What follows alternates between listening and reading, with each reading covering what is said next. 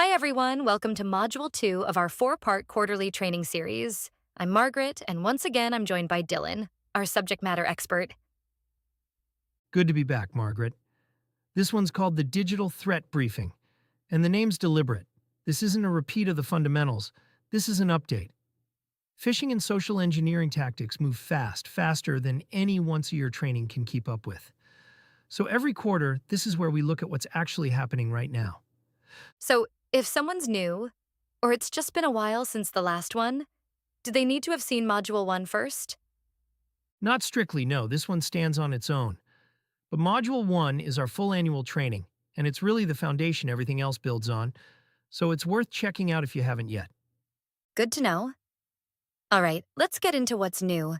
Just a quick grounding point before we get into new material. Phishing and social engineering remain, by a wide margin, the number one way attackers actually get at cardholder data. Not exotic hacking, not breaking encryption. It's almost always a person, tricked into a bad decision. So, the target isn't really the computer. Right? The target is the person sitting in front of it. That hasn't changed, and it isn't going to. What has changed constantly is the specific bait being used. And that's what today's really about. Okay, so what's new since last quarter? First up, QR code phishing, sometimes called quishing. It's exactly what it sounds like. A malicious QR code, usually inside an email or even a printed flyer, that takes you to a fake login page when you scan it with your phone. Why is that one particularly tricky? Because our usual instincts don't apply. People are trained to hover over a link and check where it actually goes before clicking. You can't hover over a QR code. You scan it blind on your phone, which usually also has weaker security tooling than a company laptop, and it slips right past a lot of email security filters, since there's no obvious malicious link sitting in the text for the filter to catch. So, what's the actual defense there? Basically the same instinct as any unexpected link. If a QR code shows up somewhere you didn't expect it, from a sender you weren't expecting it from, don't scan it. Verify through a known channel first. Next one's genuinely unsettling if you haven't run into it yet. AI-generated deepfake voice calls, impersonating an executive. Dylan, are you really saying someone could fake an executive's actual voice convincingly enough to fool people? I am, and it's not science fiction anymore. The tools for this are cheap and widely available now. A short clip of someone's voice, pulled from a public video or a conference call recording, is enough to generate a convincing fake. The typical pattern is a call that sounds exactly like a real executive, creating urgency. I need this wire transfer sent right now. I'm in a meeting and can't talk long. That's a lot harder to catch than a badly worded email. It is, which is exactly why the defense here can't rely on "does this sound right?" It has to be a process defense. Any unusual financial request, especially one demanding urgency or secrecy, gets verified through a separate known channel. Call the person back on the number you already have on file, never the number they call from. Third pattern, fake vendor invoice or payment change scams. This one specifically targets accounts payable. An attacker sends an email that looks exactly like it's from a real existing vendor, saying something like, "We've updated our banking details. Please send future payments to this new account." And if the invoice itself looks completely legitimate, That's the whole trick. It usually does look legitimate because it's often copied directly from a real past invoice. The tell isn't in how it looks, it's in the request itself.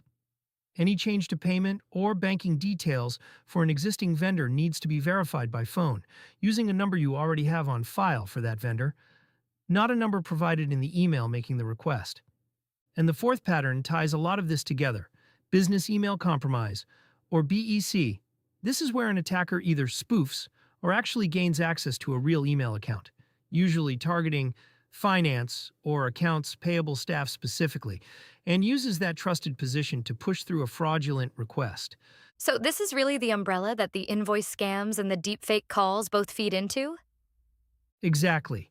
BEC is often the delivery mechanism, and the invoice scam or the urgent wire request is the actual payload.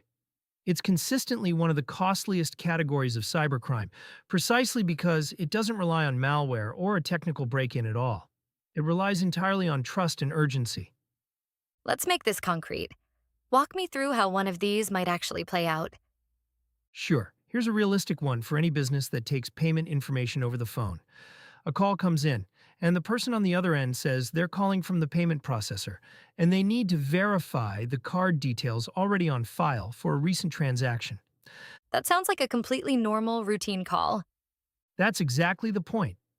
It's designed to sound routine. A real payment processor is never going to call you out of the blue asking you to read card details back to them. If that call comes in, the answer is simple. Decline to provide anything on the call, and independently call the processor back using a number you already have on file, not one the caller gives you. So the golden rule from Module 1 applies here too. Verify through a channel you already trust. Every single time. That one habit defeats nearly all of these patterns, regardless of how the specific bait changes. So let's make that rule explicit, because it's really the through line for everything we just covered. Before acting on any unusual or urgent request, a payment change, a wire transfer, a request to verify card details, verify it through a channel you already know and trust, a phone number you already had on file before the request came in, never information supplied by the request itself. It sounds simple when you say it like that. It is simple. It's just not always the instinctive reaction under pressure, which is exactly why attackers lean so heavily on urgency. Slowing down for 30 seconds to verify is almost never going to cause a real problem. Not verifying is what causes the real problem. And if someone does run into one of these, a suspicious QR code, a call that felt a little off, what's the actual next step? Same reporting path as always. Flag it to IT or security right away through whatever channel your team has set up for this. And I want to repeat something from Module 1, because it matters just as much here. This is blameless reporting. Nobody gets in trouble for flagging something that turns out to be nothing. The only real mistake is staying quiet about something that felt off. Better a false alarm than a missed one. Every time. One last thing before we close out.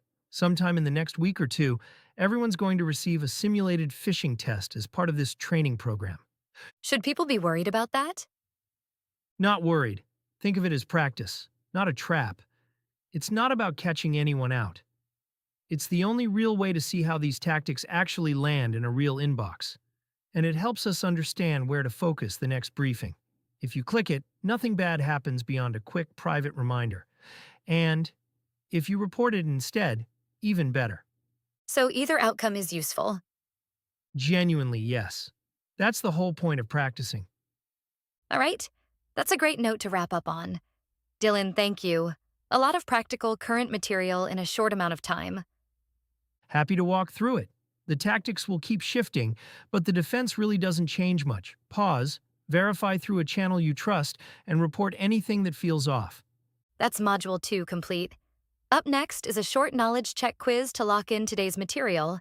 And remember, your phishing simulation will be arriving within the next week or two. And if you haven't gone through Module 1 yet, our full annual training, I genuinely recommend checking it out since it covers the fundamentals everything else in this series builds on. Thanks everyone for staying sharp on this. We'll see you next quarter for Module 3.